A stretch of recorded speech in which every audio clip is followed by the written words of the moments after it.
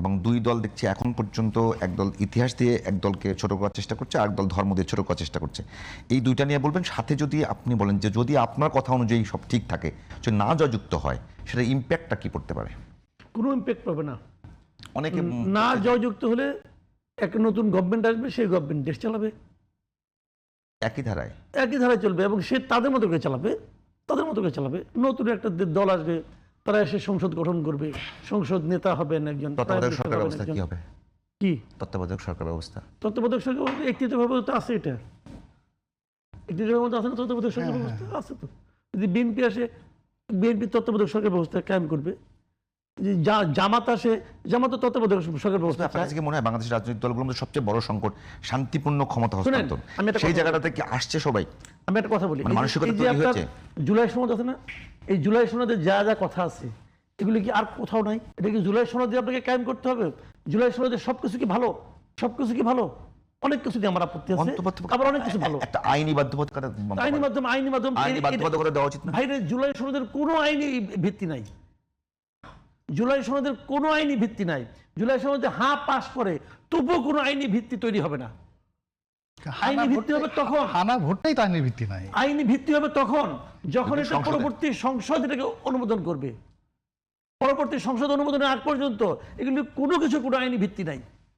বলে দিলাম না, এই যে এখন এইটা করতেছে, ওইটা করতেছে, এই যে মনে করেন আপনার আওয়ামী লীগকে স্থগিত করছে, আওয়ামী লীগের কার্যক্রম স্থগিত করছে না, এগুলো কোনো আইনি ভিত্তি আছে নাকি?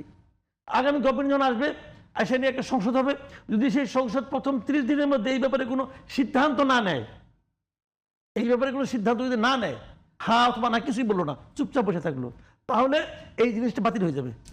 যত অধ্যাদেশ আছে সব বাতিল হয়ে যাবে। এখন তো ইচ্ছা করলে মুহূর্তের মধ্যে অধ্যাদেশ নিয়ে আসে, এটা করো সেটা করো, অধ্যাদেশ নিয়ে আসে। এই অধ্যাদেশগুলোর নিয়ম কি? অধ্যাদেশগুলোর নিয়ম হলো পরবর্তী সংসদ বসার পর সেই সংসদের প্রথম 30 দিনের মধ্যে এগুলির ব্যাপারে একটা সিদ্ধান্ত হতে হবে। যেগুলি পাস করবে, জুলাই অভ্যুত্থানকারীদের দায় মুক্তি দিয়ে যে অধ্যাদেশ দেওয়া হলো, সেটা একই অবস্থা হবে, সেটাও বাতিল। নতুন সংসদ যদি এটাকে গ্রহণ না করে, বাতিল।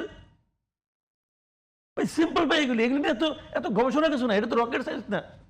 এগুলো আমরা বহু দেখছি, যে অধ্যাদেশকে তারা অনুমোদন না করবে সব বাতিল, যেগুলি তারা বাতিল করে দেবে বাতিল, এবং যেগুলি নিয়ে যদি 30 দিনের মধ্যে আলোচনা না হয় তাও বাতিল। তাহলে কি তাহলে এইটাই মানে বেল আছে নাকি রে ভাই? এইটাই বলি, তাহলে এইটাই কেউ যে জুলাই, আমি বলি দায় মুক্তি কি আগামী নির্বাচনের প্রধান ইস্যু হবে? না, কোনো ইস্যু না। ওগুলি যারা দিয়েছে তাদের মনের শান্তি।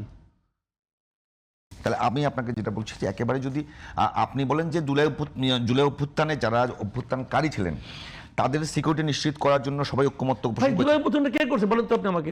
ছাত্র জনগণ করছে। সামনে কিছু মুখ ছিল যাদেরকে আসামি করা যায়, সামনে যারা আসামি করা যায়, আসামি করলে সবাই করতে হবে। তাদের অন্য কর্মকাণ্ডের জন্য করবেন, তাদের অনেক কর্মকাণ্ড আছে, ওইগুলোর জন্য করবেন। আপনি তো সুনির্দিষ্টভাবে করবেন। শেখ হাসিনাকে ক্ষমতা থেকে নামাইছে, এই অপরাধে কারো ফাঁসি হবে না। এই অপরাধে ফাঁসি হবে কেন? ওটা তো জনগণ মিলে করছে। পুলিশ হত্যার জন্য ওটা হতেই পারে। পুলিশ হত্যা বলি, পুলিশ হত্যার বিচার হওয়া দরকার ছিল। বিচার হওয়া মানেই কিন্তু সবাই ফাঁসি হয়ে যাওয়া না। বিচার হওয়া মানে কিছু কিছু ঘটনা ছিল, যে ঘটনাগুলি বিপ্লবের জন্য প্রয়োজনীয় ছিল, সেটা বিচার হলেই বুঝতো। বিচার হলে দুই পক্ষ যাইতো, আলোচনা করতো, বিচারক রায় দিত যেটা না, এটা আমাদের আন্দোলনের জন্য প্রয়োজনীয় ছিল, অতএব মামলা খারিজ। আওয়ামী লীগ কিন্তু ওইটা বলছে না যে অভ্যুত্থানের সময়, অভ্যুত্থান পরবর্তী যে ঘটনাগুলো ঘটেছে সেগুলো নিয়ে সবচেয়ে বেশি কথা বলছে তারা। আওয়ামী লীগ কি বলছেন আপনি? আওয়ামী লীগের ব্যাপার, এটা আমার ব্যাপার না। অনেকে বলছে যে জুলাই অভ্যুত্থান এবং যদি না জয়যুক্ত হয়ে যায়, আওয়ামী লীগের দেশে ফিরে আসা এবং আওয়ামী লীগের রাজনীতিতে প্রতিষ্ঠিত হওয়ার এগুলোর সঙ্গে এগুলো কোনো সম্পর্ক নাই। জয়যুক্ত হলেও আওয়ামী লীগের দেশে আসবে, ফেরত আসবে। আসবে না কেন?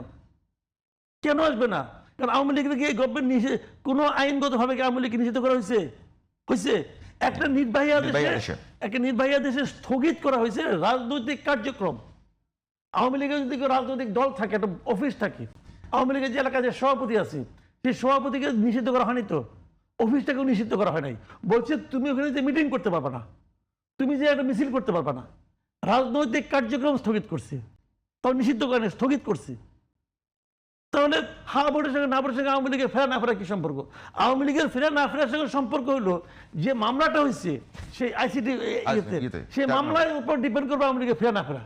এর সঙ্গে না কি সম্পর্ক? আজকে মানুষে ভয় দেখায়, ফালতু তো।